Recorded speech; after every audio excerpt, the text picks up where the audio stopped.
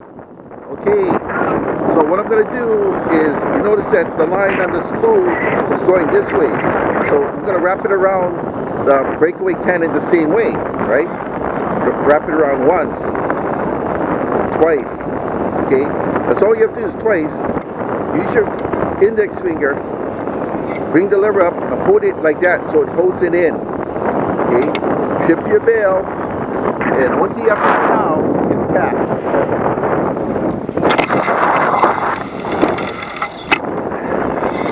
And reel it in.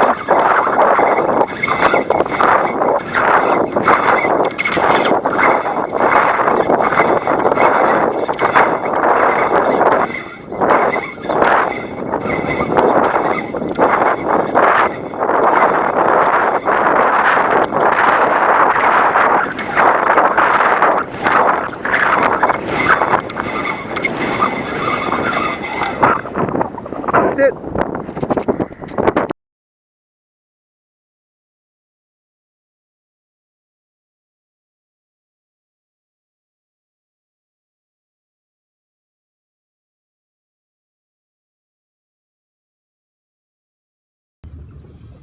Today's reel is the Shimano Ultegra 5500 with 40-pound test Jerry Brown braid. I absolutely love this reel. It has the line layering system, which means that the line is compacted, highly going back and forth, so it can hold a lot of line. And when you throw your line out, oh man, it just goes so far. I just absolutely love this system. This is a CI4, so it's very lightweight. I'm going all my dunking rigs, which some people would call surf casting rigs or casting rigs. I'm going all Ultegras right now because the Ultegras are great. So this is the reel I'm using for today.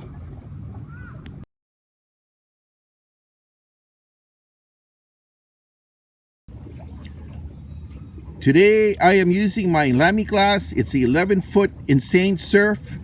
It's rated for a 17 to 40-pound test line, 2 to 6 ounce throwing weight, fast action.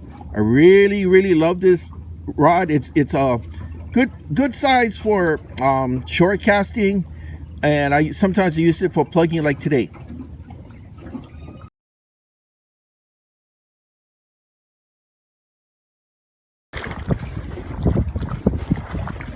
See how the Shimano Orca floats? It makes a good surface lure for shallower reef areas. I like that. Also get a lot of play on the surface.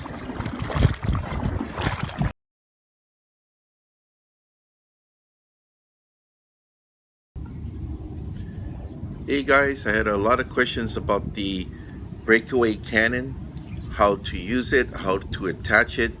This is a very simple device. I get these from the UK and Europe because that's where they were invented. So what I do is I get my Breakaway Cannon, and what you want to do is you got to use it with a spinner. It won't work with a conventional, you work with a spinner.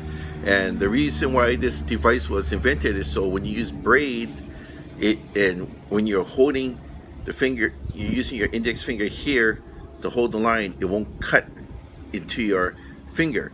Now when you're using lighter braid like 10 pounds and under, don't have to worry about that. When you start going up to about 20 pounds or more and you're really trying to oof that thing out there, this is when you're going to need the Breakaway Cannon. It increases my castability by roughly 30%. That's a lot, okay? So what you do is see the corner of the spool here.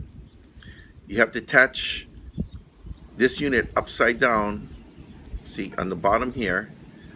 So what happens is this part here, see the base right here, the base here lines up even with the lip of the spool, so it has to be like that. Now how do you attach it like that? Okay, I always use electrical tape. You can use tie straps, but the electrical tape holds a lot better. So what I do is, see, the most important thing is getting the first piece on because you have to have something to base getting everything else on. So what we do is we're going to get the first piece on, and we're going to make sure that, let me see now, it's windy today, the tape's flying all over. I'm going to try to get it on first, so I'm going to show you what I just did. All right,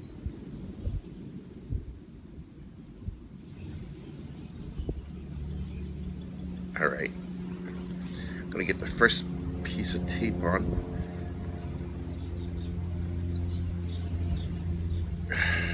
There.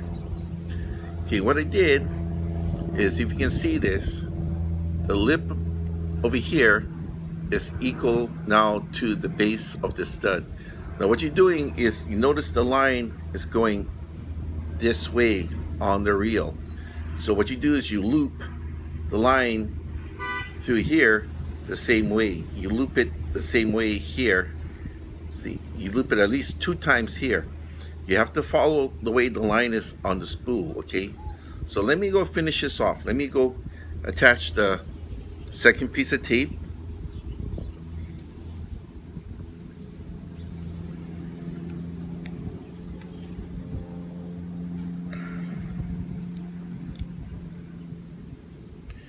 See, that's pretty firm already. I got 2 pieces on, but what I want to do is I want to add just a little bit more. So what I do is I get another piece. Okay, hold on here.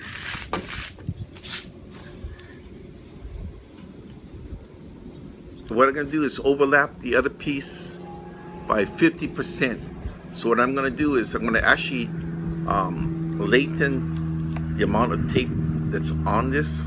So that means if the tape is, like, say, roughly 1 inch wide, now it's going to be 1.5 inches wide.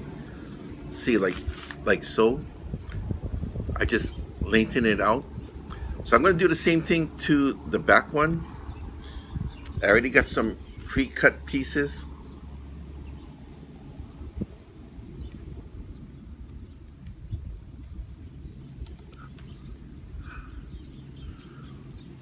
And I find that this is okay. I mean, at first I went kind of overboard. I actually crisscrossed some tie straps going across this.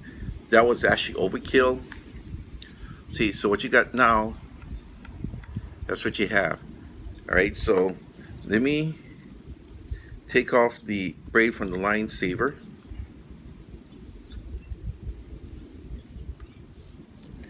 Put it through the roller.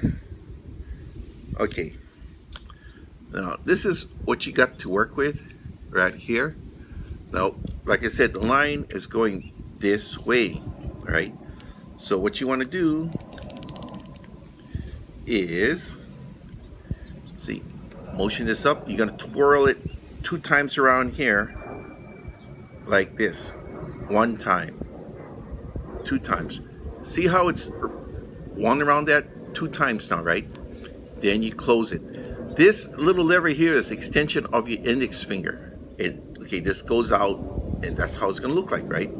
So when you cast, when you process of casting, instead of using your index finger here to hold the line, you're using this. So you release it the same way. As soon as you cast, you let go of this. Now what's going to happen? Let go, and boom, like that. That's all you have to do. I know my video is a little bit fast in this, just trying to show it, but this is the correct way of putting your breakaway cannon on. Make sure that you loop the line the same way as it goes onto your reel. You put it across this twice. That's all you have to do. This is polished stainless steel here. It's actually a very simple device, but a great idea. So thank you for watching, and I hope that kind of clears up a lot of questions on how to attach your breakaway cannon to your spinning rod and how to properly use it. Thank you.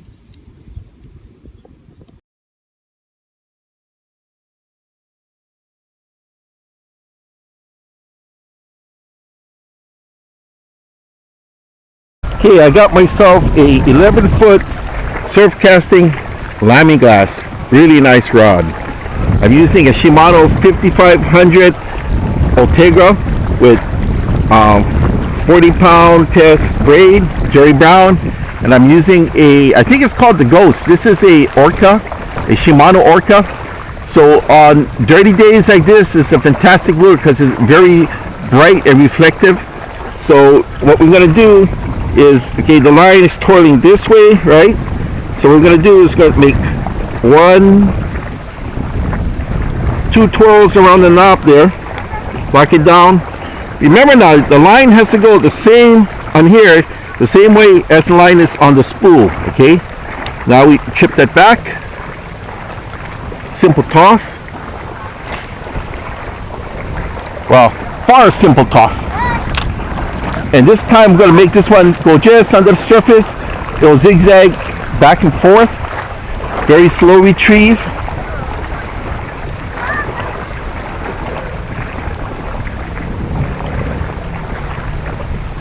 It's always good to keep changing your retrieval, splash it on the surface, walk it under the surface. Just keep changing up all the time. Might attract something this way.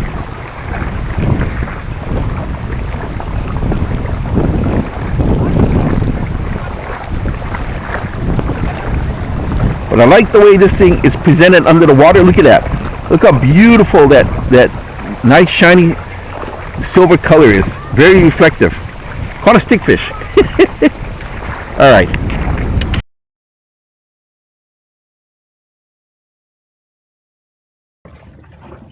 Okay, this is my popper for today's my Shimano Orca surface. I think they call it the Ghost. Very, very reflective. It's good on murky water conditions such as this. But I want to point out, notice where I keep the hook.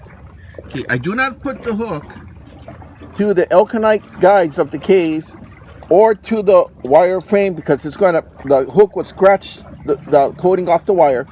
And heaven forbid if it nicks the inside of your guide, like the Elkanites here, it's going to scratch it, your line will rub against it, and it's going to continue to either cut into it or it's going to shred up your line. That's the worst thing you can do, all right? What I do is I put on a bell holder. See, this is a small size bell holder. So what I do is I put the hook to there, and I don't damage my equipment at all. It's a great way to walk around and bring your plugging lure with you at all times. It's also good for your metal lures such as Castmasters. This is what I really recommend because it's a safe way of doing it.